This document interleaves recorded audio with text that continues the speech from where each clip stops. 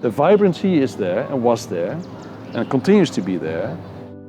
I think Hong Kong is quite close to an ideal place for an academic or for a museum professional to connect with audiences.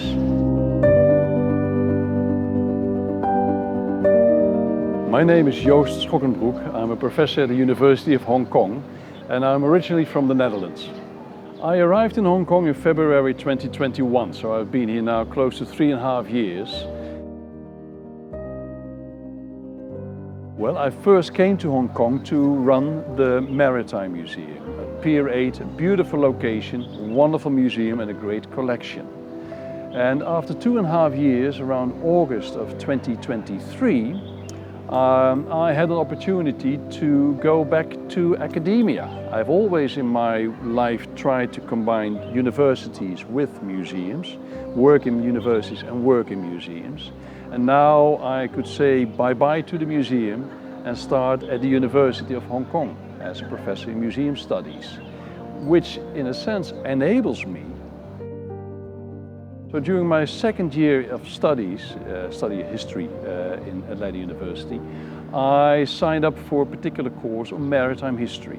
It was a course on the Dutch East India Company and sailors on board and rules and regulations. Imagine you have 350 rowdy, rough guys on board. How do you control them? They don't know each other, so there must be rules and regulations. Listening to that professor, I realized this is fascinating. It's about people, always interesting, I think. It's about ships and shipbuilding, so it's about craft. How do you build something? It's almost like architecture. It's about social life. What do you do on board ship? How do you cope with each other? It's about culture.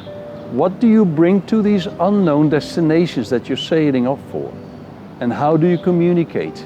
So it's almost like anthropology as well. What do you know about the other world? And how can you maybe even anticipate what it is that you can expect? It's about biology.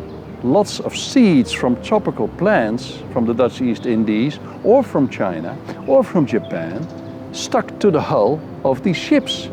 And they were brought back to the Netherlands. And that's how botanical gardens started in the Netherlands and other places. To me, it was an eye-opener. I sat in that course and I thought, maritime history, it's basically everything. And it has so many different facets that are interesting to me in my life. When it comes to economics, I didn't even mention the finances, and economics and trade as well. So it's multifaceted, and that keeps me fascinated. Hong Kong has a huge history as a place, not only in general, but in particular when it comes to the maritime history. You may know that already for thousands of years, Hong Kong is this crossroads where people from Vietnam and other places in Asia, Japan, sort of came over to stay here for a little while on the way to another place. So it's basically a rendezvous, it's a stopover, so there's a long, long history. When you look at the maritime history, maritime industry, maritime heritage, I think it's very much part of the city's DNA and continues to be that way as well.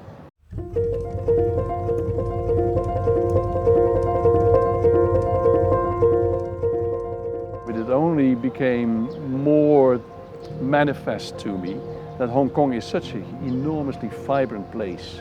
When you are a cultural entrepreneur, you can always also stimulate people to think about supporting, not only financially, of course important, but also in kind, with knowledge, or with networks, or with something else. I'm a strong believer that museums and schools should sit around a table almost constantly.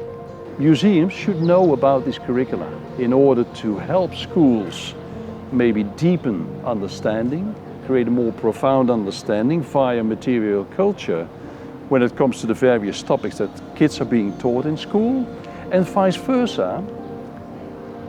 The museums can learn from the schools what it is that they need to focus on for years to come in order to bring these worlds together. In a sense, I feel museums should be the mirror are mirrors of what's happening in society and what is on people's minds. So there's a sense of, oh, I do recognize myself when I go to a museum, and I can still learn about myself because the museum is expanding on identity, on heritage, on history. And I think that having that dialogue between public education and school education will help us, museum professionals, tremendously in setting a path for the future. Hong Kong University is training the staff that eventually could end up in museums here in Hong Kong and museums in mainland China, and maybe in museums worldwide. And I think with the support of the government, with the support of the cultural field here, we will be able to continue our program not only, but also expand and hopefully train the next generation of museum professionals.